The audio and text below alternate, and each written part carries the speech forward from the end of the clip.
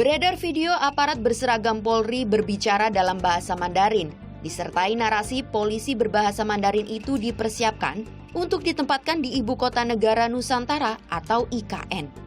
Isi video menampilkan dua anggota Polri tengah berbicara dalam bahasa Mandarin di hadapan orang-orang yang duduk di suatu ruangan. Namun setelah dicek kebenarannya, informasi yang beredar adalah tidak benar atau hoax. Divisi Humas Polri melalui akun Instagram Sekolah Bahasa Kepolisian Negara Republik Indonesia telah memberikan bantahan terkait hal ini. Anggota Polri yang berbicara dalam bahasa Mandarin tersebut tidak dipersiapkan untuk IKN Nusantara. Faktanya, anggota Polri dalam video tersebut tengah menjalani pendidikan dan pengembangan bahasa Mandarin di Sebasa Lemdiklat Polri. Diketahui, Sebasa Lemdiklat Polri mengajarkan bahasa asing kepada seluruh anggota Polri dalam mendukung tugas operasional yang berkaitan dengan penggunaan bahasa asing.